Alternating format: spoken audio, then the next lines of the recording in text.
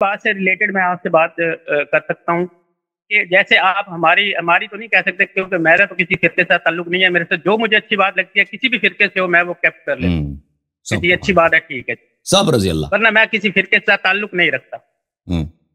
اچھا, آپ دوسروں کی کتب ہمیں دکھاتے ہیں جو آپ ان کے خلاف ہی لکھی ہوتی ہیں, وہ احادیث وغیرہ جو آپ پڑھ کے ہمیں سناتے ہیں یہاں پہ, تو کیا وہ اگر ان کی کتابوں میں آیا تو وہ پاگل تو نہیں تھے کہ انہوں نے اپنے خلاف ہی انہی کتب میں لکھ دینا تھا وہ باتیں؟ ایک چیز تو یہ ہے.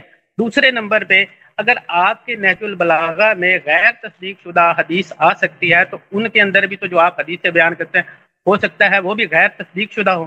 ایسا بھی تو ہو سکتا ہے. ہم جو بھی حدیث دکھاتے ہیں نا, جو بھی حدیث دکھاتے ہیں نا, وہ بھی بندوں نے لکھی ہے نا. سن لیں نا بھائی, اگر ہم ان کی صحت ثابت کریں, لیکن اگر ہم کوئی بھی روایت نقل کریں, آپ کے علماء ایسے تو اعتراض ہم تو نہیں بولتے نا کہ ہم سامنے والے کا لائن کاٹ کے خود بند کمرے میں تقریر کر کے نکل جائیں. آپ کے علماء جو کرتے ہیں نا, ہم تو سامنے والا بیٹھا ہوا ہوتا ہے نا, اس کا مائک کھلا ہوا ہوتا ہے, تو جو شخص مناظرہ کر رہا ہوتا ہے اس کی ذمہ داری ہے کہ بھائی کہہ دے یہ ہماری کتاب نہیں, یہ ہماری کتاب غیر معتبر, یہ حدیث غیر صحیح. پہلی بات یہ ہے, اگر میری ذمہ داری بنتی ہے اگر یہ اعتراض کرے اس کی صحت ثابت کریں. دوسری بات ہے, میں ان کے اعتراض سے پہلے ہی کہ وہ اعتراض کریں کہ یہ حدیث ضعیف ہے, میں اس کا صحت بھی ساتھ ثابت کرتا ہوں, حدیث بھی دکھاتا ہوں, صحت بھی ثابت کرتا ہوں. ٹھیک ہے نا, ہم یہ تو نہیں کہتا ہے کہ جماعت عمریہ کی کتب میں جتنی احادیث ہیں ان کے ہاں وہ سب صحیح ہیں. میں نے یہ بولا ہے کبھی؟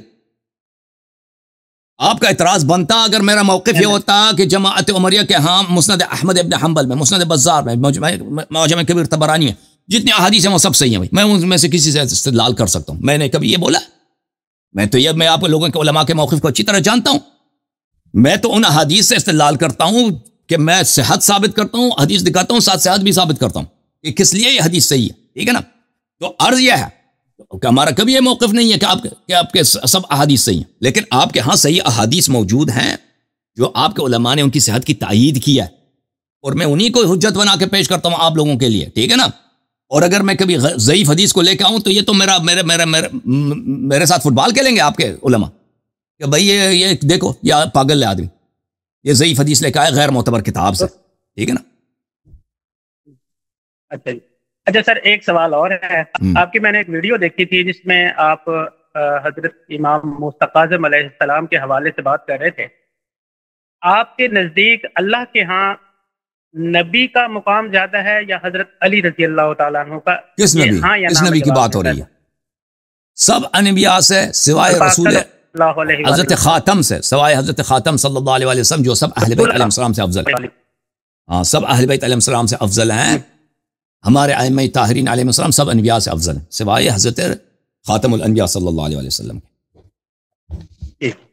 اب ایک چیز ہے, محرم الحرام آتا ہے یا کوئی بھی اہل بیت کے حوالے سے ایونٹ آتا ہے تو آپ اس کے لیے اپنا پورا جوش لاتے ہیں, جو بھی دل سے جلوس آپ کرتے ہیں, مجلسیں وغیرہ کرتے ہیں, ان کے حق میں کرتے ہیں کیونکہ آپ کے وہ محبوب ہیں.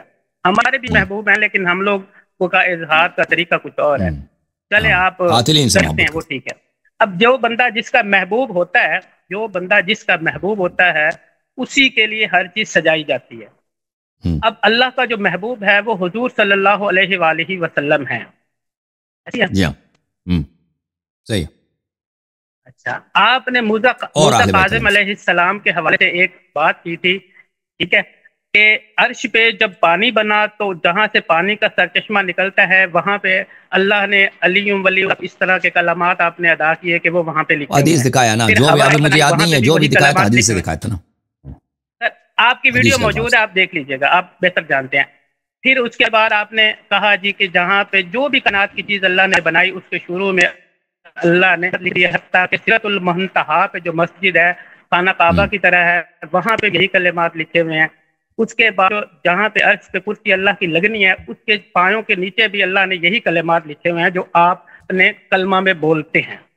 ٹھیک ہے, تو مجھے یہ بتائیں, اللہ پاک نے عرشوں پہ تو سارا کچھ لکھ دیا, عرشوں پہ سارا کچھ لکھ دیا, لیکن قرآن جو اس وقت موجود ہے ہمارے پاس, جو میرے پاس موجود ہے, مجھے نہیں پتا کیونکہ آپ بارے میں نے سنا ہے کہ آپ کہتے ہیں کہ ہمارا جو قرآن پاک ہے وہ امام مہدی علیہ السلام کے پاس ہے. یہ بھی آپ کی ویڈیو موجود ہے.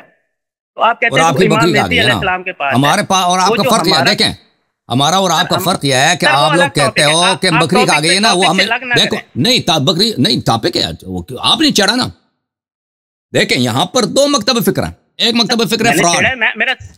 اب بھائی سن لو، ابھی میں آپ نے کہا نا کہ خاموش ایک منٹ آپ دیکھیں، آپ سن لیں. جب فراڈ ہے نا کیا کرو نا، صحیح بولا کرو. دیکھو پوری بات بتایا کرو کہ سب صحابہ کے ایک صحابی کا قول نہیں ہے کہ قرآن کامل ہے. سب صحابہ کہتے ہیں کہ قرآن ناقص ہے. قرآن کہاں گئی ہے؟ اصلی قرآن کسی کو نہیں، آپ کے صحابہ کے اقوال نہیں ہے. ایک صحابیہ کا قول ہے اور وہ بھی صحیح سند کے ساتھ، مسلم میں اور سنن ابن ماجہ میں، اصلی قرآن کو بکری کھا گئی. بکری کھا گئی نا. ایک تو یہ نقطہ نظر ہے. ایک دیکھو بھائی انصاف کرو، ایک صحابی کا قول نہیں، ایک حدیث نہیں، کچھ بھی نہیں. قرآن کامل ہے، کچھ بھی نہیں ہے. ادعا نعرہ بازی دنیا کو بھر دیا کہ قرآن کامل ہے. دلیل کہاں؟ دلیل کچھ بھی نہیں. دلیل کچھ بھی نہیں ہے. انا نحن نزلنا الذکر وانا لہ لحافظون. آؤ دیکھتے ہیں اس کا یہی بنتا ہے کہ قرآن کامل ہے یا اس کا کچھ اور معنی. اس کا بھی یہ معنی نہیں ہے، یہ غلط ترجمہ ہے. ٹھیک ہے نا. اچھا ایک نقطہ نظر آیا کہ قرآن ہمیشہ کے لیے کھو گئی ہے. کیا ہوا ہے؟ بکری کھا گئی. جی رسالت کا اجر ضائع. پریشان ہو بکری کا. سنت کہاں گئی ہے؟ سنت بھی نقل نہیں ہوئی نا. صحابہ نے بھول گئے بھائی، صحابہ مر گئے بھول گئے، تابعین بھی مر گئے بھائی. اس کے بعد نقل نہیں، جتنا بچ گیا، باقی تو سنت ہے نہیں. سنت بھی نہیں ہے، قرآن بھی بکری، اصلی قرآن بھی بکری کھا گئی. کچھ قرآن میں سے بچ گیا. ایک نقطہ نظر. دوسرا نقطہ نظر یہ ہے کہ اللہ نے سب بچا دیا. اہل بیت علیہ السلام اس کے رکھوالے تھے.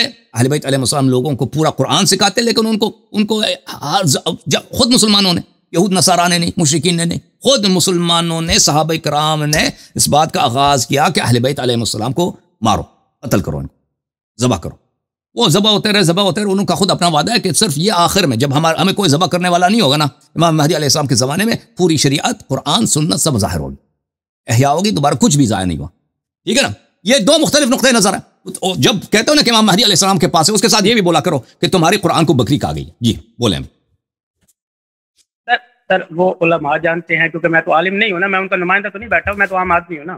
اچھا یہ بھی سن لو. یہ میں آپ کو دکھاؤں کہ میں نے جو کہا کہ اللہ نے اشہد ان علی ولی اللہ لکھا، وہ اس طرح ہے بھائی. کتاب الاحتجاج تبرسی کی، اس میں حدیث یہ مولا امام جعفر صادق علیہ السلام نے فرمایا کہ اللہ تعالیٰ نے جب عرش خلق کیا تو اس میں لکھا ہے لا الہ الا اللہ محمد رسول اللہ علی امیر المؤمنین. ٹھیک ہے نا. جب اللہ تعالیٰ نے پانی لکھا ہے، پانی خلق کیا اور اس کو پانی کو عرش کے نیچے سے جاری کیا تو وہاں پہ لکھا ہے لا الہ الا اللہ محمد رسول اللہ علی امیر المؤمنین علیہ السلام. اور جب اللہ تعالیٰ نے کرسی خلق کیا تو کرسی پہ یہ لکھا ہے لا الہ الا اللہ محمد رسول اللہ علی امیر المؤمنین سلام اللہ علیہ مجمعین. تو آپ جو کہہ رہے تھے نا کہ علی ولی اللہ لکھا ہے، آپ نے غلط، وہ بھی غلط بیانی سے کام لیا. اس میں پہلے لا الہ الا اللہ لکھا ہے، اس کے بعد محمد. صحیح طریقے سے یاد نہیں تھے تو آپ الفاظ یاد رکھا کرو نا کہ شیعہ کہتے ہیں علی ولی اللہ لکھا ہے، نبی صلی اللہ علیہ وسلم کا نام نہیں لکھا. نہیں، پہلے لا الہ الا اللہ لکھا ہے، اس کے بعد محمد رسول اللہ صلی اللہ علیہ وسلم لکھا ہے، اس کے بعد علی امیر المؤمنین علیہ السلام لکھا ہے. ٹھیک ہے نا. اور اسی طرح پورا لسٹ ہے کہ جبرائیل کے شاپر پر اور ہر چیز پہ اللہ تعالیٰ نے لکھا، مقدس چیز پہ یہ لکھوایا اللہ نے. اب بولیں، اب سوال کیا آپ کا؟ صحیح. اب مجھے